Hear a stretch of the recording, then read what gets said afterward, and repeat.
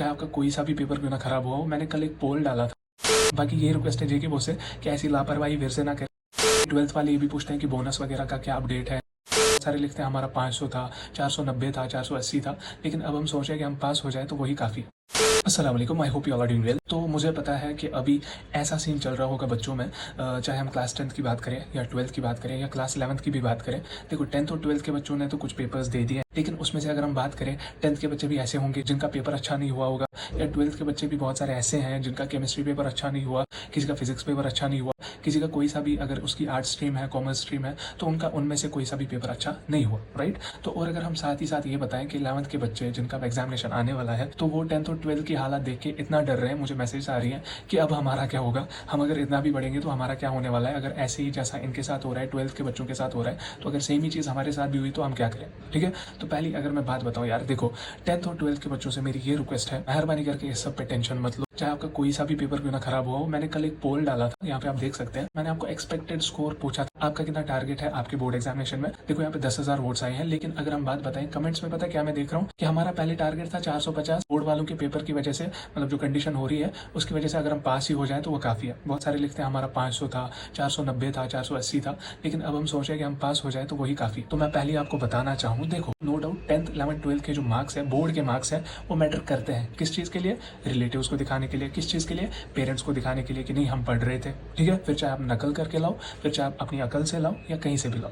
Because अगर हम यहाँ पे बहुत सारे सेंटर्स की भी बात करें, कुछ बच्चे तो इस चीज़ से डिप्रेशन में जाते हैं कि वो पूरे साल मेहनत करे, वहाँ पे सिर्फ 50-60 मार्क्स अटेम्प्ट करके आते हैं, और वहाँ पे कुछ बच्चे ऐसे होते हैं जिनकी टीचर्स हेल्प करते हैं या जो अच्छे से नकल करते हैं, फिर वो अच्छे से 60 to 70 marks out of 70 attempt कर लेते हैं। तो वैसे भी कुछ बच्चे हैं जिनको इस चीज़ से इंपैक्ट पड़ता है। इट्स ऑब्वियस यार कि अगर आप मेहनत कर रहे हो, वहाँ से वो बच्चा नकल करके मार्क्स ला रहा है, तो इट्स ऑब्वियस आपको टेंशन होगी, राइट। तो मैं आपको ये बताना चाहूँ, चाहे आप इस एग्जामिनेशन में कितना ही क्यों ना स्कोर करें, आपकी चाहे एक्सपेक्टेशंस के पार आए, आपकी चाहे एक्सपेक्टेशंस के बराबर आए, या आपकी एक्सपेक्टेशन से भी कम है, तो उस चीज़ से टेंशन मत लो, या आप इस चीज़ से टेंशन मत लो कि उसके ज़्यादा मार्क्स आएंगे, मेरे मार्क्स नहीं आएंगे। देखो 10th के जो मार्क्स है वो सिर्फ और सिर्फ आपको डीओबी के लिए यूज़ होता है, मतलब 10th के मार्क्स नहीं, मतलब जो आपको सर्टिफिकेट मिलती है उस पर डीओबी मेंशन होती है, तो उसके अलावा उसका और कुछ काम नहीं है। ये जो मार्क्स है ना, जिसके लिए आप दिन रात रो रहे हो कि यार हमारे 450 आने चाहिए, फिर रिलेटिव्स क्या बोलेंगे, वो सब, तो ये बस एक हफ्ते के लिए चलता है, इवन एक हफ्ता भी नहीं, उससे भी कम। तो इस चीज़ पे टेंशन मत लो। 10th के मार्क्स सिर्फ डीओबी के लिए लगते हैं, 11th के मार्क्स कहीं पे भी नहीं लगते। अगर आप दुनिया के किसी भी कोने में जाओ, 11th के मार्क्स चाहे आप 500 भी लाओ ना,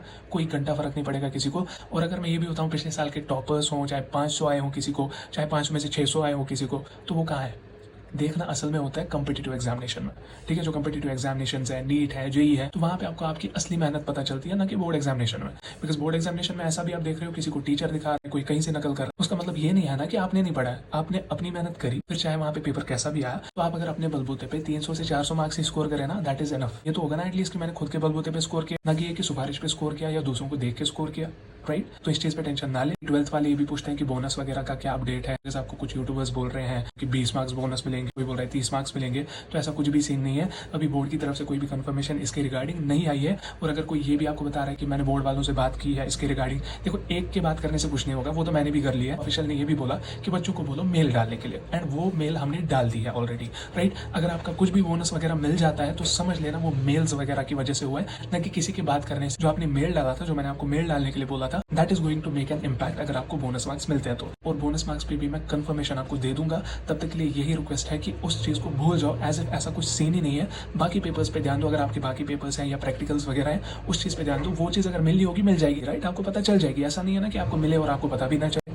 राइट। तो इसलिए उस चीज़ पे भी फोकस मत करें। और जो 11th क्लास के भी बच्चे हैं उनसे भी मैं यही बताना चाहता हूँ कि इस चीज़ पे टेंशन मत ले कि आपको लग रहा है कि 10th और 12th के ऐसे पेपर्स आ रहे हैं, 10th का छोड़ो 12th के पेपर्स ऐसे आ रहे हैं, तो अच्छे से मेहनत करो। जैसे मैंने आपको स्ट्रैटेजीज भी प्रोवाइड करी है ऑलरेडी, कि वैसे अगर आप मेहनत करोगे आपको कोई भी पेपर टफ नहीं लगने वाला। बाकी ये रिक्वेस्ट है जेके बॉस से कि ऐसी लापरवाही फिर से ना करें कि 12th के बच्चों को 11th का पेपर दे दिया, 11th क्लास के बच्चों को आप 12th का दे दोगे, या ऐसा कुछ कि आउट ऑफ सिलेबस ही डाल दोगे कुछ क्वेश्चंस, तो ऐसा भी वो ना करें। तो आप अपनी मेहनत रखो बस। ऐसा नहीं है कि एक के साथ हुआ तो दूसरे के साथ भी होगा, ठीक है। कोई भी टेंशन लेने की जरूरत नहीं, बस इतना दिमाग में रखो कि अल्लाह ताला ने जो भी मेरे नसीब में लिखा होगा वो मेरे लिए बेस्ट होगा, और मैं अपना बेस्ट दूंगा भी, ठीक है। तो ये मेंटालिटी रखो, जितना भी करना है वहाँ पे अपने बलबूते पे करना है। तो बाकी कोई सी भी प्रॉब्लम हो, आई विल मेक श्योर कि मैं आपकी हेल्प करूं इन बेस्ट वे पॉसिबल, ठीक है। जो भी मेरे से पॉसिबल हो वो मैं हेल्प आपको प्रोवाइड कर सकूं। बाकी मुझे ये भी नहीं आता कि मैं आप सिंपैथी गेन करूं कि मैं ये व्यूज के लिए नहीं करता या कुछ नहीं करता, मुझे वो सब नहीं आता, ठीक है। अगर मुझे वो सब आता ना, अभी तक मुझे लगता है 100-200 के हो गए होते हैं, ठीक है। तो बाकी इस वीडियो को लाइक और शेयर करें हर एक बच्चे के साथ, और साथ ही साथ हमारे चैनल को सब्सक्राइब जरूर करें ताकि आपको ऐसी बेनिफिशियल वीडियोस और लेटेस्ट अपडेट्स मिलती रहे। सो मिलते हैं किसी और वीडियो में, तब तक के लिए अल्लाह हाफिज़, टेक केयर।